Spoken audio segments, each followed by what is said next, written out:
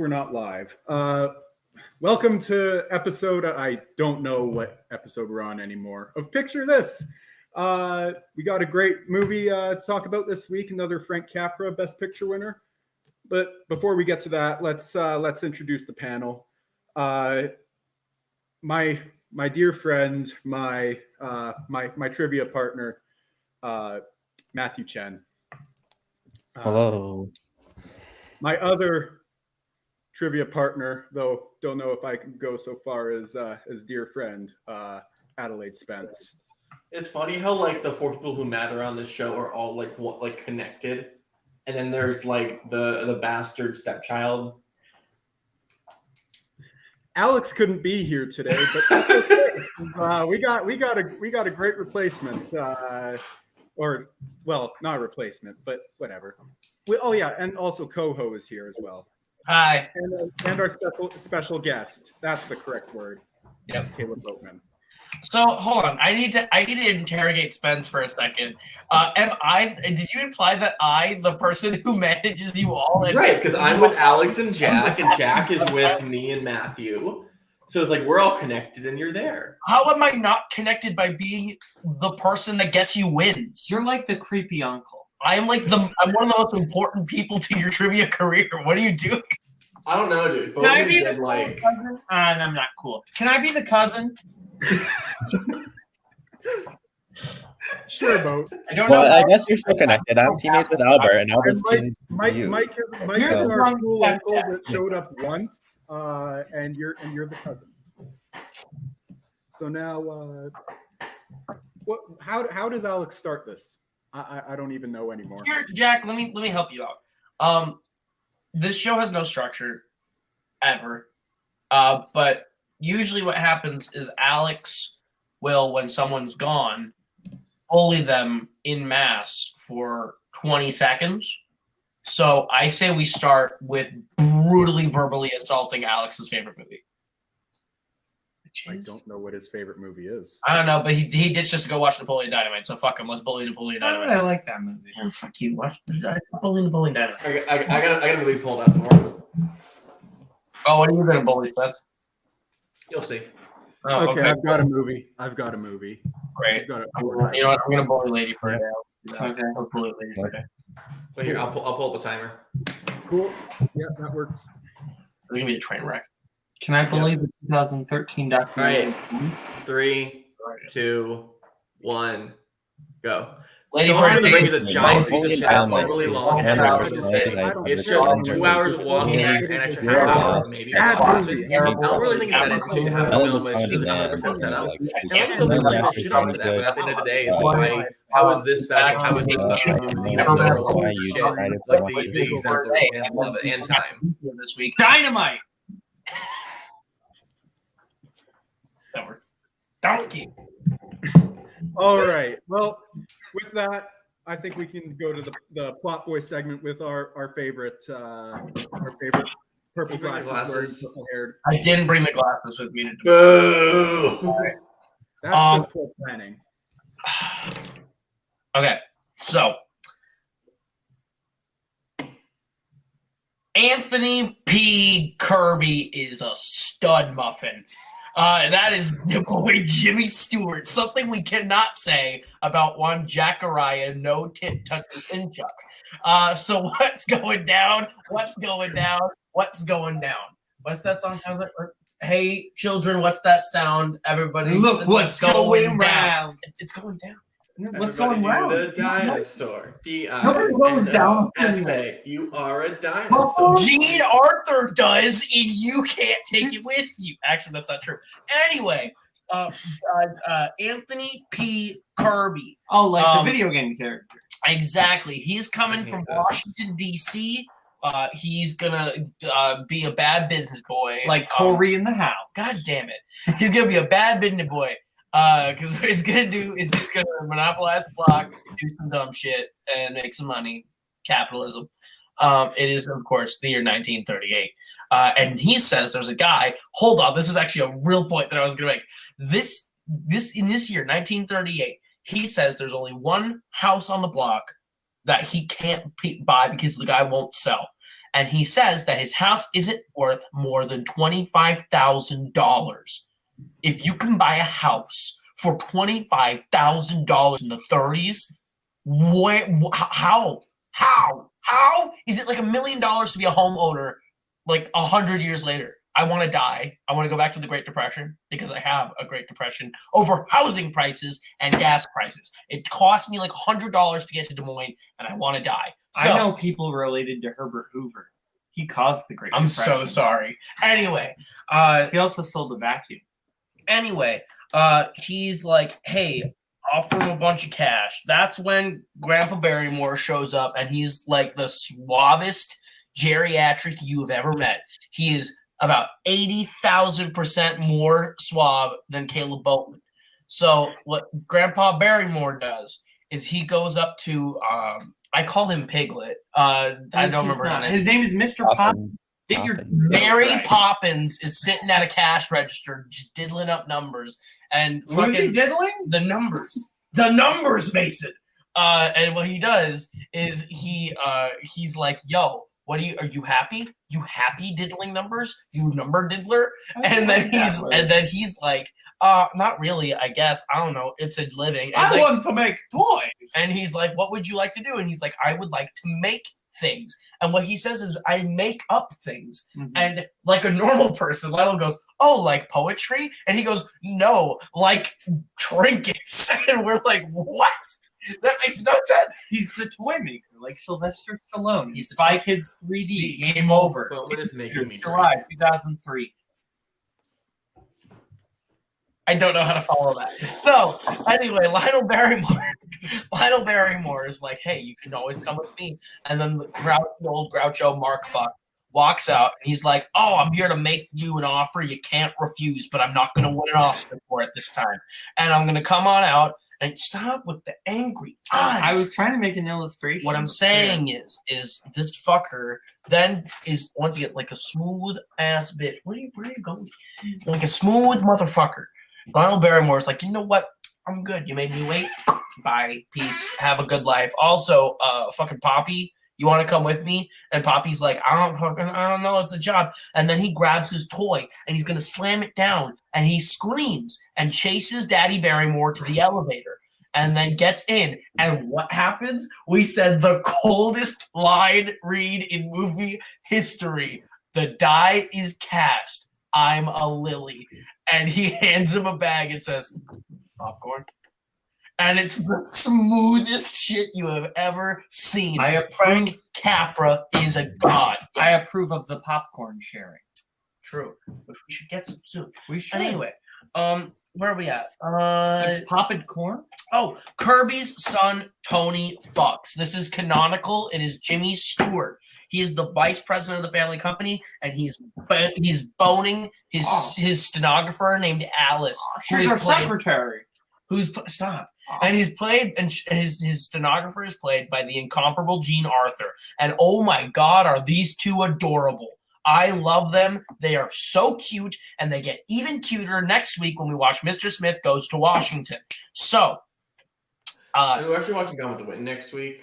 fuck you. Yes, I was nominated, so shut the fuck up. Watch your extra credits. Maybe you'll be failing this class. All right, so the next thing that happens is they're in love and they're making out, and then Tony proposes, and Allison's like, look, I want to, but like our families are very different. And we're like, what would that mean? Maybe we should meet the family. What happens? We meet the fucking Robinsons, baby. We are going to the Sycamores, where Daddy Barrymore's clan of kooks are all in one house. Did you say the Ku Klux Klan? No, a clan of kooks. So we're not uploading this, right? It's just we are. to be sure. Here we are. So Kirby and his wife are like, you can't marry the fucking stenographer. And he's like, you a bitch. So they go to the house to meet. There's a lot of stuff that just happens in the middle there, but it's like at this point that doesn't Just really sum matter. it up. You and me, we come from different worlds. Exactly. So essentially, like, we see them go on dates and be really charming and cute and whatever. And we see the family be all wacky and weird and cool, and we meet all the sycamore trees. And so to the Zacchaeus convoy. Yes, He was a wee little man. A wee little man was he.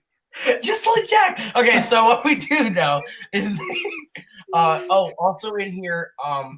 Canonically, Jack is 6'4". Is he? Are you 6'4"? I'm 6'3". Hi, you admitted it. Oh, okay.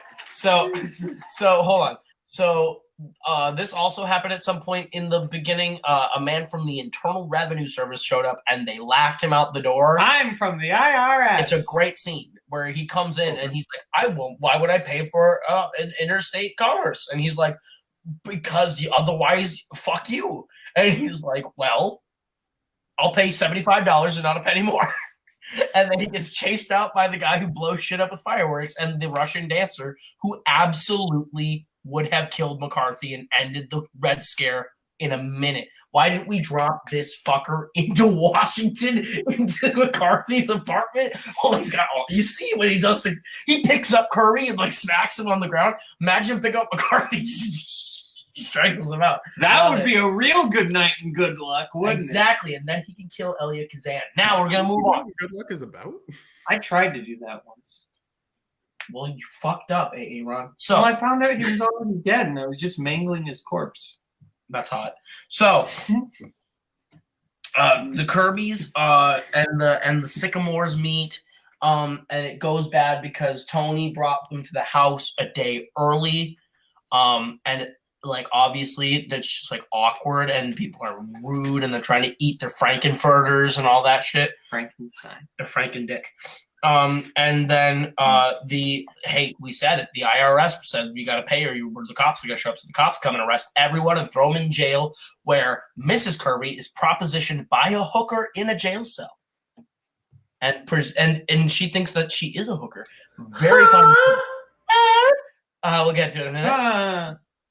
We'll get there. Actually, you know what? Let's do it now. Spence, hit the song.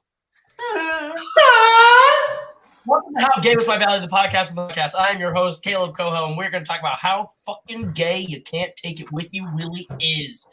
Spence, thoughts? It's Pride Month. I'm going to let you speak first. Wow. Finally, you want to hear me speak. Bad decision. Honestly, it wasn't that gay until it was like pretty gay. It wasn't really anything. I felt like there's a bunch of family of like homosexuals. And then, like there was never a confirmation. Then there was the prison scene. Like, oh, you know what? Gay prostitutes vibes. That was really it. Gay hookers. Bring up the list, Jack. All right. Right. I should probably share that. Also, I just realized, I don't think we ever published our Emile Zola like final thing. Oh fuck! I'll do that. Probably should. Anyway, let's go ahead and bring up this How Gay Was My Valley ranked. How Emile was our Zola? Emile is okay. So here's the thing. I think this is probably gayer than Emile Zola. Yeah. Yes. I would put it 5 or 6. I can't put it above Ziegfeld because Frank, the Wizard of Oz, wants to fuck the Thin Man so hard. I disagree. So let's pull it. Bowman doesn't count. I would put it above Ziegfeld. Bowman doesn't count for this because he's not. So Matthew, where do you put it? Above or below the Great Ziegfeld? I would put it above. That's gayer than. Okay, Jack, gayer than. Gayer than. All right, so move it up, and I think that's where it stops. I don't think it goes. Is it gayer than It Happened One Night? Raise your hand. I don't think it's gayer than It Happened One Night. There you go. Bitch. Okay, so it's gonna stay right there at number 7. Thank you so much. It Happened One Night gay? I don't know. It's Capra. It's probably gay. This is also Capra, and it's explicitly gay. I put the song. Okay, so back to the plot. So they go to jail, and the grandpa says the name of the movie, and the credits roll. He says, "You can't take it with you." Roll credits. He explains his philosophy, and then they go to court.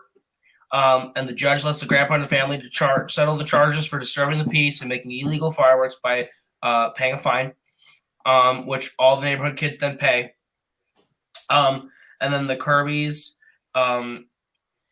like all the shit hits the fan where it's like, oh, the Kirbys wanted to buy your house. They're being whatever. And the whole city turns against them in like the biggest like no you in the history of cinema, where they just Uno reverse card the Kirbys into submission. And then Ooh, Alice, kinky. and then Alice leaves and breaks up with Tony. Tony. And then Grandpa decides to sell the house anyway, which is kind of fucking funny. And then that means the whole section of the town is going to vacate for the new factory. The Kirby companies merge together, which causes a huge stock market thing. Kirby's competitor dies, and then Kirby realizes he's going to drop dead one day, and decides to leave and not sign the contracts. And then Tony tracks down Alice. Kirby talks privately with Grandpa, and he's like, "Yeah, you really can't take it with him." So the two play harmonica together. They play a song called Polly Wally Doodle, which is probably what I assume they say when they come. So Alice takes Tony back, and then at dinner, Grandpa prays again, and Kirby sold the back the houses on the block to everyone. So everything happened, and you can't take it with you. Hey, Matthew, hit the song. Yeah. Asian. Welcome to $1 Million Racist, the podcast of the podcast. I am your host, Caleb Coho, once again, and we're going to talk about how racist You Can't Take It With You is. I like to think that 2 weeks ago, we had blackface for the first time in a Best Picture winner. 2 weeks later, we have the two African-American characters with real lines and roles and the most dialogue so far in the Best Picture winner. I mean, there is Cimarron. Cimarron, kid says like three things, and one of them's like watermelon, dude. It's How is Cimarron? A racism is okay. All right, higher. Yeah, racist as fuck. So I would put it at the bottom. Oh, yeah, for sure. I think this is the least racist movie we I watched. think that's fair. Like, This is like actively sort of like progressing towards like minorities being like the leads of Best Picture winners. So I'm like, Mhm. I'm going for that. Yep, I agree with you. I think we can keep it at the bottom. Anyone disagree that it's the least racist thing we watched? Excellent. Then it is number 11 on the $1 Million Racist list. Remember, you want to be at the bottom. You want to be the movie that is ranked last on $1 Million You want Racist. to be like Jack at the bottom. You want to be Jack on the bottom. All right. So Matthew, hit the song. Man, hit the song. Asian. Yeah. So yeah, this is pretty good. I liked it. This is the first one I've gotten to rewatch, and I thought it was a blast. I think this is like a really sweet movie. I actually liked it a little bit more the second time. I really love this cast. I think this is like an all-star cast of great performances. I think we talked about it. It's the only time Jimmy Stewart was one of the stars of a Best Picture winner. So that's The kind only of, time. It's the only time he was in a Best Picture winner. I think that's nuts. But I think this is the first in like an unofficial trilogy, and it's the only one we get to talk about as a winner for Best Picture. Oh wait, no, that's not true. 52, Greatest Show on Earth. Oh, you're right. Norman is He's two. the clown in that. He's two. But no, this is the first of three collaborations between Capra and Stewart, and each of them are like thematic sequels to each other. And I love that. I love that this one is about changing your community and changing the hearts of your enemy. And I think that that's a really great like theme. Mr. Smith Goes to Washington. I'll get more into each of them because the other two will be very high extra credit picks. But I'll say like Mr. Smith Goes to Washington is about changing your fellow man's hearts and like changing your country and the system. And then It's a Wonderful Life being about changing yourself. I think that's like a great trilogy that Capra builds there with Jimmy Stewart. And I think this is a great one. I think all three of them are great, but I think You Can't Take It With You. Well, I don't think this is the best movie Capra's ever made. I think it's definitely a higher tier Capra. And I would say it's top 4 or 5 from his filmography. So yeah. How many have On you that seen? note, Yeah. out of the wow, I thought I saw 5. I've seen 4 Capra movies, and this is right below Mr. Smith Goes to Washington for me. This is my 2, above Mr. Deeds and It Happened One Night. I think it's wild that you think It Happened One Night is his worst movie so far. What else have you seen that I haven't? If you've seen Right now, I have it as my number 2, right under It Happened One Night. Oh no, I've seen that. So I don't know. Hold on. Sorry, someone's talking. I have it as my number 2, right under It Happened One Night. Okay. But I've only seen. It's been a long time since I've seen It's a Wonderful Life, so I don't really count that. But then right under, I watched Mr. Deeds Goes to Town before You Can't Take It With You, just because I wanted to get the Capra movies in. And then Lady for Today at the bottom. That's fair. Same. I think Late for Today's the worst movie I've seen. I have seen 6 and Mr. Deeds is 6, but this is 5. I have seen 8 of them, and this would rank, I would say it's his 4th below It's a Wonderful Life, Mr. Smith Goes to Washington, and Arsenic and Old Lace, because I do quite like Arsenic and Old Lace is great. Yeah. Mm-hmm. Your thoughts on the movie? Yeah, no, I think that this is just really charming. I think that the Sycamores are just really fun. I think like that's the main draw of this movie. Beyond the 2 leads just being really charming, I really like the Sycamores. Mm-hmm. Lionel Barrymore is just, he's a delight in this. Like, he's just so, like, you just want to give him a hug. Like, he's just perfect grandpa energy, which is crazy because Lionel Barrymore is just one of the all-time greatest actors, like of the classic era at least, because dude can play so many different modes. Like, he's very different in this than he is in like Grand Hotel, but also very different than he is in like It's a Wonderful Life, which is where I first knew him. So like watching this after It's a Wonderful Life is always like jarring. But yeah, the Sycamores are just a delight. I love just, it's got a lot of Capra comedy, that very like optimistic, jovial comedy that really works. And I really love the court scene where all the neighborhood comes together to pay the fine for the Sycamores. Capra would later basically do that exact same scene again in It's a Wonderful Life. And Mr. Smith Goes to Washington. And really, Mr. Smith Goes to Washington. He really does that scene like 3, though it's a little bit different in Mr. It is different, but it's basically like the exact same scene in Mr. It's a Wonderful Life. True.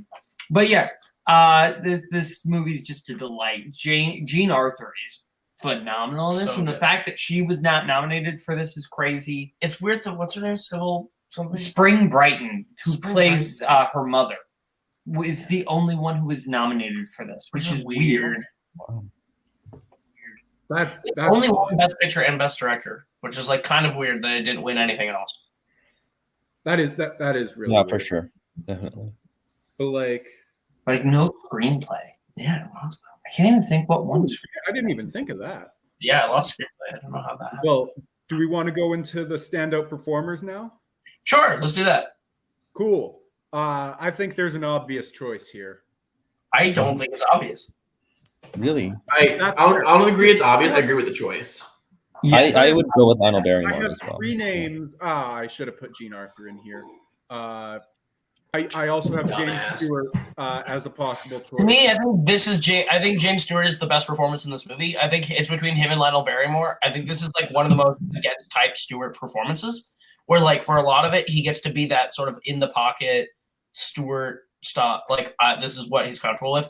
But he gets to be really funny and like really charming, and get to be this really like essentially the anti-Jefferson Smith, like a very confident, charismatic guy that like is just super like goofy and like but a little spineless, which is kind of nuts. I think it's a great turn from him, one of his best, and I think that while I think Lionel Barrymore is incredible in this as well, I would probably have leaned Stewart just because it's the only time that we'll probably call him the standout performer. So I went with that choice personally. Though I also think Jean Arthur and Lionel Barrymore are like terrific. You might call him a standout performer for The Greatest Show on Earth. Should we just bookmark it now? Because there really isn't anyone. The Greatest Show on Earth who's all that Can't wait. All right. I would say that Lionel Barrymore is absolutely like the MVP of this. I don't know if I get a pick for that, but like, I mean, it was Alex's pick too. So Yeah. I think James Stewart is great, but I would also go Lionel Barrymore. I think his performance is just a little bit better. And while I do love Lionel Barrymore and James Stewart, I think a really underrated performance that I don't think anyone has talked about so far is Edward Arnold as Anthony P. Kirby, because I really like his performance in this film. Is he on the same level as Stewart and Barrymore? No, but I love I especially love him in the when he's playing the harmonica with with Grandpa Vanderhoff. I'd also shout out the Russian dancer guy. I don't know his name. Yes, he was so fucking good. He was so fun. Dude went full on Zangief. Zangief guy. Crush like Spirohead between thighs. Crush like Sparrowhead between thighs. But yeah, no. Where are we ranking it? What's number one? Oh yeah, that's right. What's the Stand up list? What's the list? I'll pull the list up. I swear this is a picture. So he's at least top 5. I put him number 2. I think he's better in this than he is in I Grand put number 2. I would not put him over Lost. I put him number 2. Here's the problem. Are we working top down and bottom up? Because that's where my decision making comes in. I mean, okay, let's do this from the bottom all the way up like we always do. Hold on, Jack. Hold on. Wait, let's be honest. Does anyone put him below anything below Wings? Well, let's just do this for shiggles. So Barrymore, you can't take with you. Is he better? Do you think he's better than Cavalcade? Raise your hand. Oh, just keep your hand up. Is he better than the Great Ziegfeld? Raise your hand. Do you think he's better than Dick Dixon Cimarron? Raise your hand. yes. Better than whoever the fuck we put for the Broadway Melody? Raise your hand. Best you love, Better than whoever we put from Wings? Clara Bow, Better than the guy from All Quiet? Lou Ayres. Better than Paul Mooney? Yeah. Better than Claudette Colbert? Yes. Fuck. Better than Lionel Barrymore? Yes. Better than Charles Lawton? All right, then there he lies at number 2. The disrespect to Claudette Colbert. She's not even the best performance in her own movie. I would put her at 1. Y'all fucked She's up my that favorite of everyone so far. Y'all fucked up that week. Y'all should have put Clark Gable. That was his week. that week. Clark Gable was the better. Clark Gable. Clark Gable was better. I'll put the name in later. Clark Gable. All right, I so voted he's for now Clark number 2 Gable, but on the stand-up Yeah. performance. Yes. Cool. What other segments do we have? Did anyone do any extra credit this week? I didn't. I mean, I technically did. No. I just did it early. Okay, what is it? So hit the song. Extra credit. So I watched The Adventures of Robin Hood with this guy a couple weeks ago. It's mid. It's 3 stars. It's on a technical level. I think it's really cool and well done to see like a fantasy sort of like period adventure epic like that. I just think that Errol Flynn's performance is really good and the rest of the movie is fine. It's like a really boring attempt at it's the first, so like it's like the one that sets the tone for Robin Hood, so everything else is like doing something different with whatever they did. But I don't know, the animated Fox one blows that one out of the water. So I would say The Adventures of Robin Hood is 3 stars, and I would put it I would probably put it below. I put it above Smiling Through, below 42nd Street at number 17. Oh, okay. That look good to everyone? Cool, because I think Coco's the only one that's seen all those. Yeah. I have seen a 38 nominee, but I don't know if I get to talk. You don't. You Okay, can talk. fair Well, enough. here's the thing. You can talk about the movie, but we're not going to rank it. Oh, that's fine. Okay. Yeah. That's fine. But I isn't have that seen confirmed? That's fair. I've seen Boys Town. That's the Spencer Tracy film. He won his 2nd Oscar for that. As the person who's seen both of his Oscar wins, the absolute better of his 2 Oscar wins. Because in this one, he's not trying to do a Portuguese accent. In Boys Town, he plays a real life priest who basically saw that all of these like teenagers and kids were basically getting into trouble, and essentially like a lot of them were like being abused or thrown in jail or whatever. And he essentially like gets a plot of land and like makes the titular Boys Town. Which is kind of sort of governed by the boys, but he like oversees it. But instead, basically, imagine if like Paddington was the mayor of a town, but instead of like punishing you, he just made you feel really guilty about stuff. Like that's the thing is like there are scenes whenever like the boys do something wrong. Spencer Tracy just comes in and he's very nice about it. And you just feel, you see the kids just feel so guilty because he's just being very encouraging to them for not doing anything wrong, even though they've done something wrong. And it's actually kind of a funny scene. Mickey Rooney, a young Mickey Rooney is also in this, and he's like the brash boy whose brother is a criminal, and he kind of clashes with Spencer Tracy, and that's fun. But yeah, it's not like anything spectacular. I think I gave it like 3.5. It's a nice little movie. It's nothing spectacular. It's nice. Spencer Tracy's great. He's fantastic. Fair enough. All right. Sounds. I honestly, you kind of sold me on that, so I really want to check that out now. Well, I just realized we haven't done our ratings yet for this film. So let's start with the Wet Blanket. That is the lowest rating for this film, and that's Alex at 3.5. Oh, dick. All right, next. Wait, no. Keep that up because I think we said at the top of the show that he is not here to watch Napoleon Dynamite. Yeah. Napoleon Dynamite, 4 stars as of a few minutes ago. Kill I think me. that's a better movie Okay. Rough. than Imagine liking Napoleon Dynamite more than You Can't Take It With You. imagine liking Red more than this movie. I mean, Red's good, but Red's not better than You It's- Can't Take It With. Red's not better than You Can't Take It With You, but it's good. I give it 4 stars also. Imagine thinking Red it's as Diallo good as is- Terminator Dark Fates. Hold on now. That is true. You're talking about Taylor Swift, right? Yes. I'll kill you. That's her best album. It's not better than You Can't Take It With You. Yes, it is. No, it isn't. Yes, it is. It isn't. All 12 better than that. All right, anyway. The Four- band Red isn't better than You Can't Take It. That's a With You. fact. Yes. Yeah. Nothing Red is better than You Can't Take It With You. How Okay, about Red by Catfish and the Bottlemen? You Can't Take It With You You trusted is me? You Can't Take It With You is really sweet and charming. It's got Disney vibes. And like they like sing a song from Snow They or whistle whistle. while you work. They whistle while you work. or They play it. They mention Walt Disney. It feels a little like Meet the Robinsons, a little bit, which I like. Yeah, I think this is like super fun and charming and sweet. And I think the message is really strong and really fun. I think it's a great cast, all-star performances, 4 out of 5. I really like this one. That's fair. Spence, we'll go to you. You're very like-minded with Coho for this one. It's good. I was talking to Jack on my drive here about it, and basically, I think my summation is basically I liked it a lot. I don't really have any problems with it. I think I just went into it expecting like laugh-a-minute comedy, and that's not really what it is. Where if I ever rewatch it, it'll probably go up.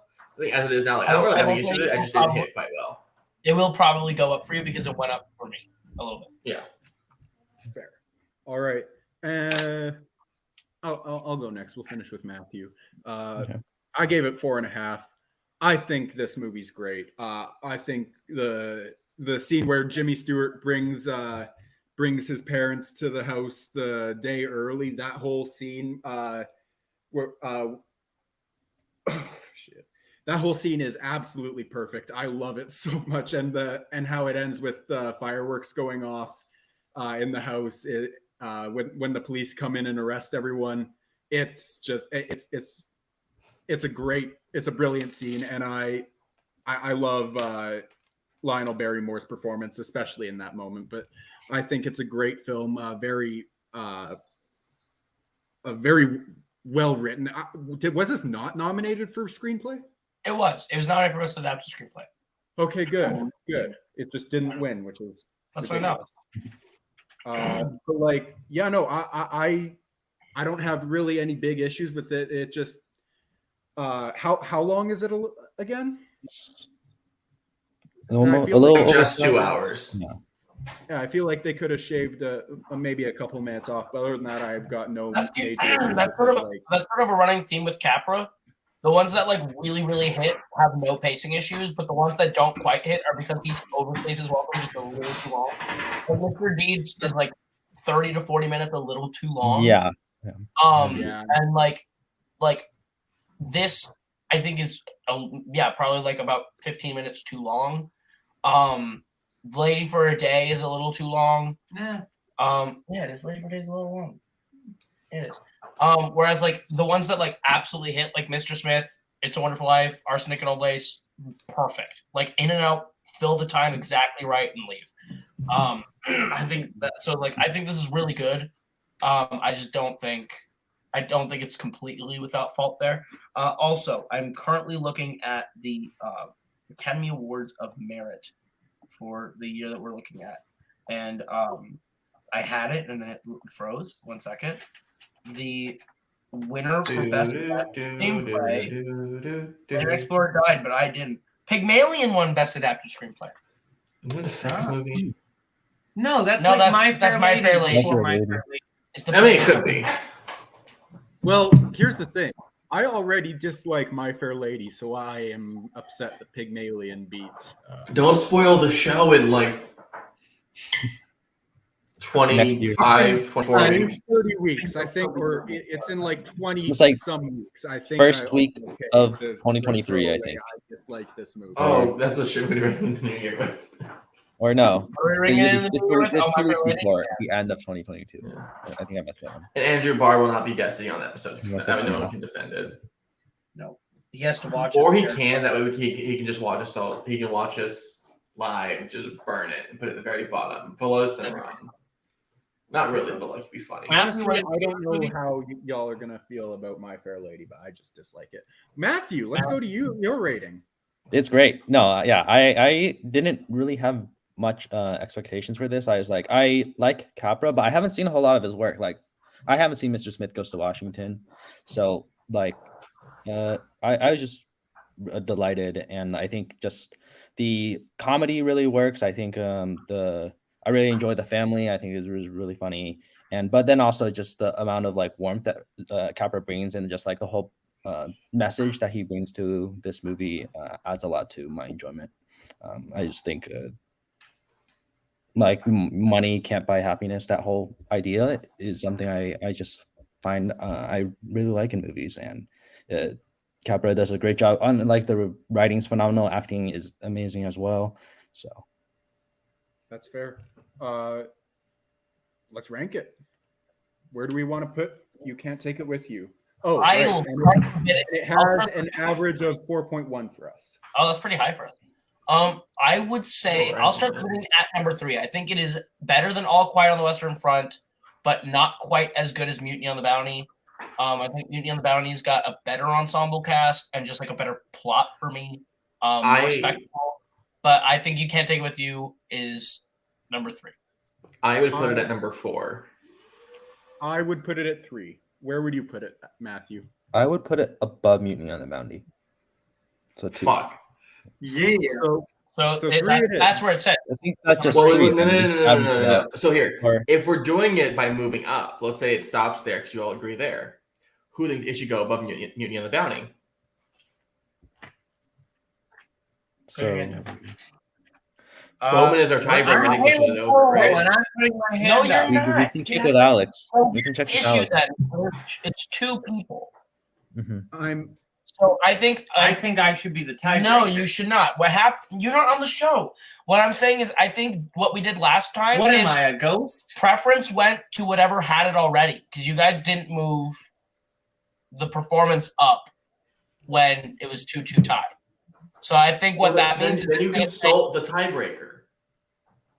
he's the whole not show the for the tiebreaker. I think I should No, be I the messaged tiebreaker. Alex. He's gonna We're asking respond Alex. hopefully soon. You didn't do this when we did It Happened One Night. You No, fuckers. we did. Well, I wasn't here to decide that. I should have been the tiebreaker. And you know who we blame? No, you Alex, shouldn't he have can't been defend because you himself. weren't here. Alex is in I the think same I should boat be because he the chose to not be here. Yeah, I Alex was in is not- France Alex and is on asleep. null and void because he chose to watch Napoleon Dynamite instead of us. So I think what Alex we do- does not get to be the tiebreaker because he chose to not be here. So Your Caleb situation Bowman. was different because you were. Caleb in Bowman France. doesn't get to vote. He's not on the show. What am I, Casper? He's the most educated person on the Okay. panel. That doesn't matter. It does not matter. If you're not one of the 5 that are on the show, then you do not get to have a Five vote. horsemen, hold it up. You don't get to have a vote unless you are one of the people who do the show every week. You know what? And Alex decided to not be here, so his vote is lost because that's what they Jack, do. make Coho mad. Based on star ratings, this is lower than Mutiny. I think. Okay, then there you go. You can't take it with you. Number 3. We're gonna leave it there. Damn. Okay, Alex agrees. Alex agrees that it should not be above Mutiny, so regardless, There you it's there. On the record, show I'm really mad about this All Quiet slander. Should be number 2. Easy. All Quiet is good. It should be behind You You Can't. gave it 4.5. Yeah, Long. yeah. It's great. It should be behind these 2 movies. I personally have. It's it crazy has how after 11 weeks you've only seen 4 good movies. I know. I hate that. 5, 6 5. good movies. No, we've seen 4 good movies. Yeah.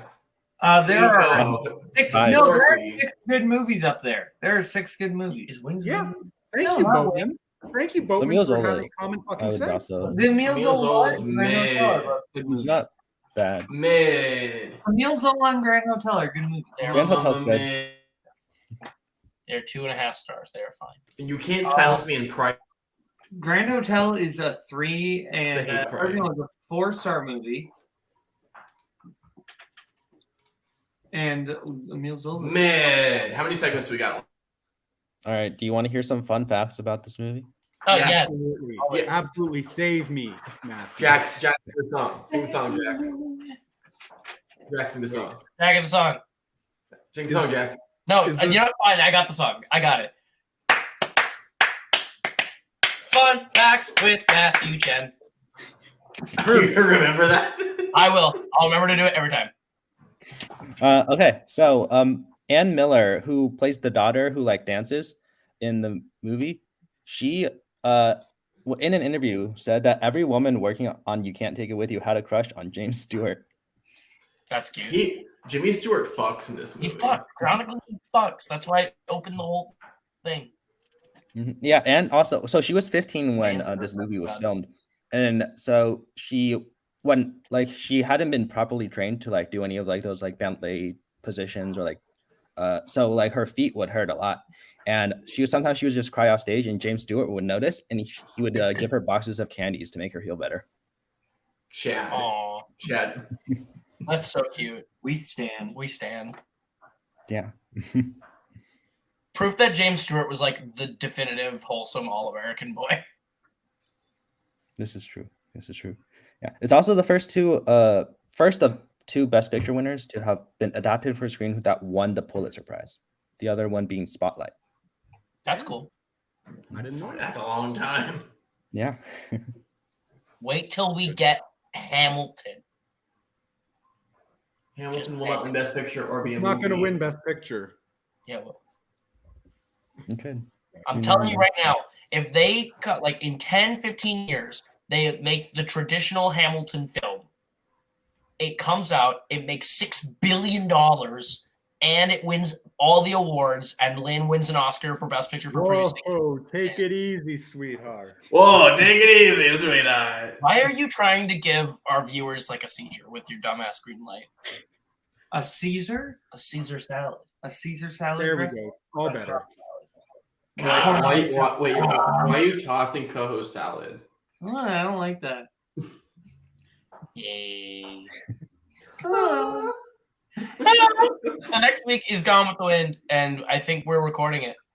I think we're Yeah. gonna record the watch. We're going to watch that on call and record it and have a best And we're of doing moments the on entire YouTube. 4 hours in one sitting. We'll chop up a highlight reel and upload it to the channel. But Sorry, Chris. Coho will do that.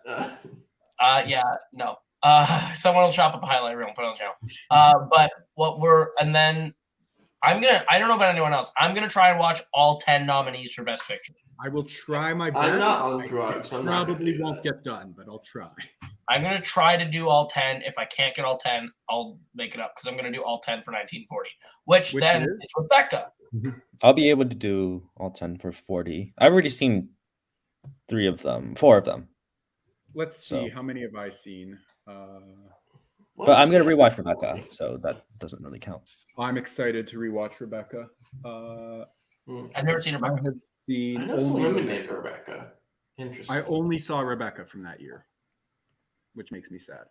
But then I'm very excited to watch like The Great Dictator. It's That's gonna be great. fun. Oh, yeah, I'm really Baller excited for movie. the Dictator Great and the Great movie. Dictator.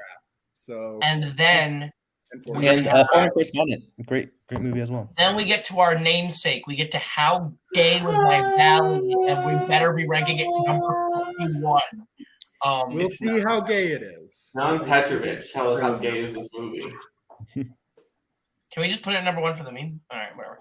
That, you know what? It'll Gayer than be very Moonlight. special. It's Morbin time, and put Morbius at number 1 best picture. Number 1 gay best picture. But yeah, I don't know. We don't got anything else. We're gonna do another short show, I guess. And then 1942 was like a mid year. Nothing really special. Well, we came didn't out. have Alex to yell at, so it was very short. True. So yeah, we'll see y'all next week. Anything else? We'll see them next week. Thank you to Caleb Boatman for being here. Thanks, bud. Yeah. Thank you, Boatman. You are very much appreciated here. Employee of this team. I'm not. If I was valued, my vote would have counted. That's not true because that. I wanted your vote to count, but Thank you, Jack. Your But vote. the does purple not count. bitch ruled against us. We pull guard here. Barney's toupee looking motherfucker didn't let it happen. What bar not All do? right. Well, you didn't let Boatman's vote count, but whatever. Anyways, well, from all of us here, have a good week. We'll see you with. Have a good Father's Day. Enjoy your daddy. Yeah, have a happy Father's Day. I know. I enjoyed my daddy, James Stewart. And with that, goodbye. I do wish we could chat longer, but I'm having an old friend for dinner. Bye. Nipple. He's my dad.